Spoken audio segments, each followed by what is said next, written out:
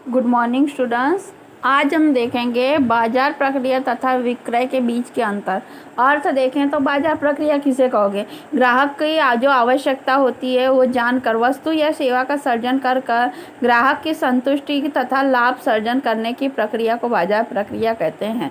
विक्रय धन के बदले में जो सेवा बराबर पैसा के बदले में जो सेवा उत्पादन का विनिमय उसे कहा जाता है विक्रय। ठीक है, समझ में आया? ग्राहकों की आवश्यकता संतुष्ट करना उसे बाजार प्रक्रिया, धन के बदले में जो सेवा देना उसे विक्रय बिक्री मतलब बेचन जो कहते हैं। कार्य क्षेत्र तो बाजार प्रक्रिया बहुत व्यापक कार्य क्षेत्र है। उसमें ग्राहकों की आवश्यकताओं को जानना, नए उत्पादन विकसित करना, कीमत निर्धारित करना, विक्रय के बाद की सेवाओं को समावेश होता है।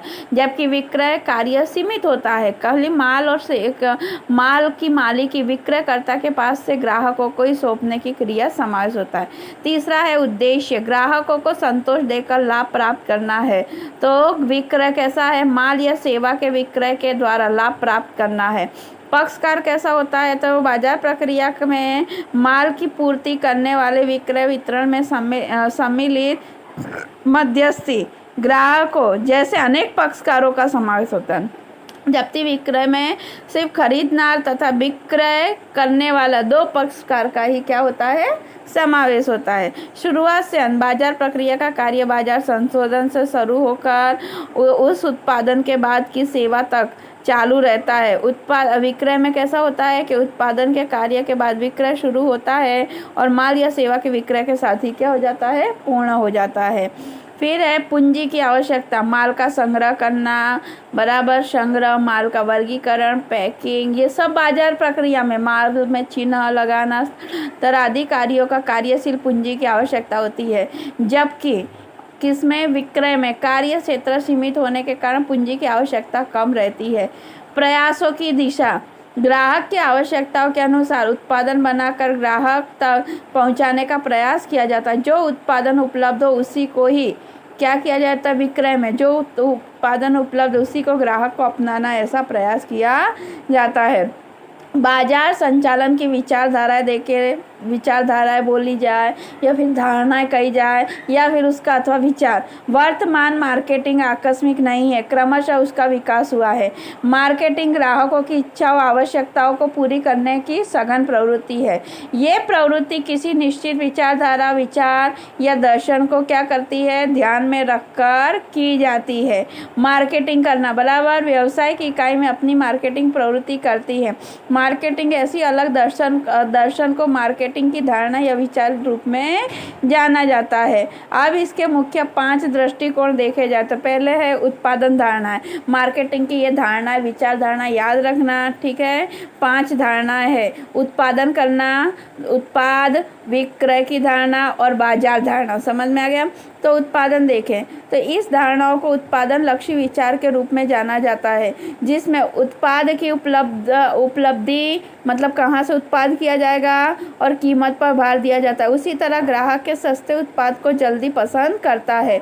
जहाँ गुणवत्ता को अधिक महत्व न दिया जाता हो परंतु वस्तु की कम कीमत तथा उपलब्धता का आवश्यक हो, वहाँ ये विचार लागू होता है। इस धारणा के अनुसार उत्पादन में किसी भी प्रकार की अन्य सुविधा प्रदान करने का उत्पाद को विश्वास नहीं। जो वस्तु है उसी का ही, पर कोई दूसरी पे ग्राहक को कोई दूसरा उत्पादक पर विश्वास नहीं करते। अल्प विकसित देशों में ये विचार अधिक देखने में आता है।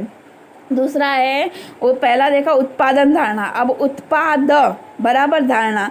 उत्पाद धारणा में उत्पादन की गुणवत्ता पर भार दिया जाता है। यहाँ ऐसा मान लिया जाता है कि ग्राहक उत्पादन की गुणवत्ता का आग्रह रखता है, परंतु वो ग्राहक की आवश्यकता, चुनाव आदि का ध्यान नहीं रखते। कई व्यावसायिक इकाई में इसी प्रकार के बराबर इससे कई व्यावसायिक इकाई इसी कारण से उत्पादन की क्या हो जाती है? गुणवत्ता में निरंतर सुधार करती दिखाई है। उच्च गुणवत्ता वाले उत्पाद बाजारों की तुलना में ऊंची कीमतों पर मिलते हैं। इस धारणा के अनुसरण करने वाली इकाई संशोधन तथा विकास के कारण निरंतर लगी रहती है। आगे देखें उत्पादन धारणा, देखिए उत्पाद धारणा। अब देखेंगे विक्रय धारणा, बेचने वाली। इस धारणा में विक्रय लक्ष्य विचार के रूप में जाना जाता है, जिसमें विक्रय की प्रक्रिया पर भार दिया जाता है। ग्राहकों को आकर्षित करने तथा उत्पाद को खरीदने का प्रत्यक्ष या परोक्ष अनुरोध किया जाता है। मतलब कि प्रत्यक्ष खरीदी को, प्रत्यक्ष मतलब खुद आकर, या परोक्ष मतलब ऑनलाइन है, इस तरह से अनुरोध किया जाता है। इकाई आक्रामक विक्रय की पद्धति अपनाती है तथा उसमें उसके अलावा प्रभावशाली विज्ञापन अभियान व्यक्तिगत विक्रय तथा विक्रय की वृद्धि के साथ उपयोग किया जाता है। यहाँ विक्रयकर्ता के द्वारा माल की मांग बढ़ाने के प्रयत्न किए जाते हैं। विक्रय वृद्धि के प्रयत्नों के बिना ग्राहकों का पर्याप्त अभियान नहीं मिलता है। ग्राहकों की आवश्यकता पर्याप्त ध्यान में नहीं दिया जाता, परंतु माल नगद रूपांतरित करने की सभी प्रयास किया जाता है। ग्राहकों की असंतुष्टि की ये विचारधारा ध्यान में नहीं लेता है। उसके बाद हम देखेंगे कि बाजार धारणा, बराबर। ये लास्ट पॉइंट है, 5वां उत्पादन धारणा। फिर से मैं आप लोगों को बता दूं कौन कौन सी विचार या धारणाएं हैं। तो पहला आएगा उत्पादन धारणा, दूसरा उत्पाद धारणा, तीसरा विक्रय धारणा और चौथा आएगा बाजार धारणा। इस धारणा को मार्केटिंग या उपभोग लक्ष्य विचार के बारे में जाना जाता है। इस विचार में ग्राहकों की आवश्यकता, उसकी पसंद की आदतें, शौक आदि के संशोधन कर उनके अनुसार उत्पाद का उत्पादन किया जाता है। ग्राहकों की रुचि जानी जाती है, समझ में आया। इसमें कैसा होता है, ग्राहक ही क्या कहा जाता है, बाजार का राजा। इस भावना के साथ प्रत्येक प्रवृत्ति ग्राहक को केंद्रित होती है। उसी के आधार पर मार्केटिंग संबंधी नीति, एक मिनट।